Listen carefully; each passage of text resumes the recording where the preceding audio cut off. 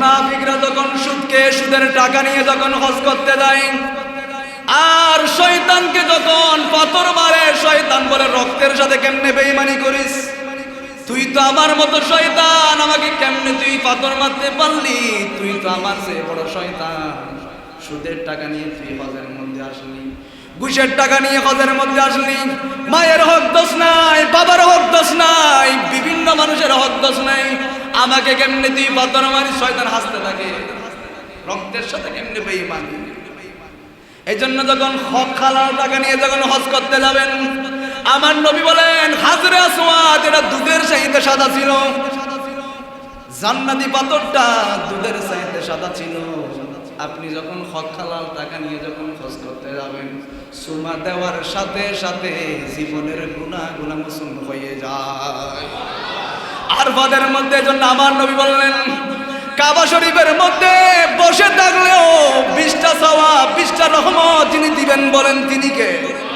এমনি বসে আছে, দেখে থাকলে 20টা সওয়াব, তাওয়াফ করলে আরো সওয়াব। এজন্য আরাফাতের ময়দানে যখন আপনি যাবেন, জীবনের গুনাহগুলো যিনি মাফ করে দিবেন বলেন তিনি কে?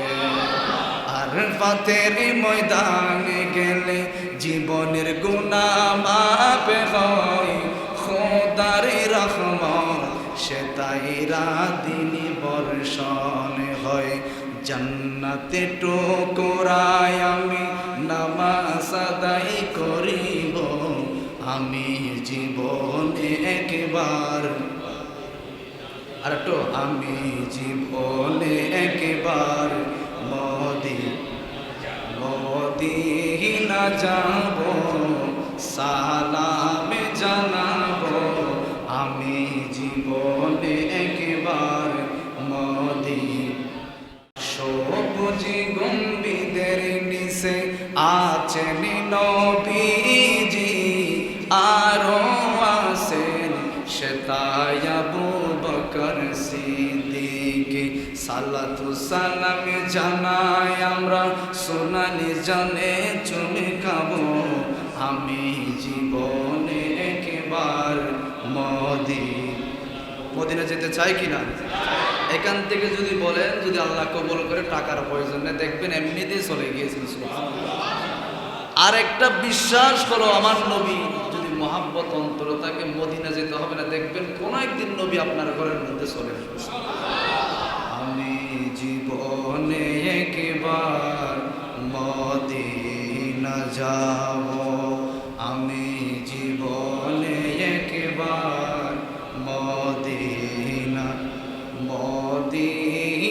যাব, মদিনা যাব, আমি নবীজির কদমে সালাম যাব।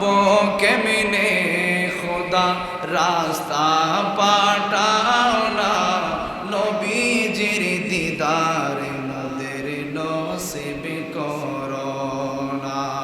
জান্নাতে টুকরায় আমি নামাজ আদায় করিব, জান্নাতে টুকরায় আমি নামাজ আদায় করিব, আমি জীবনে একবার মদিনা।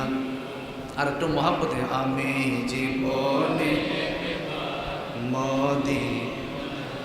আরাফাতের ময়দানে গেলে জীবনের গুনাহ মাফ হয়, ঠিক কি না?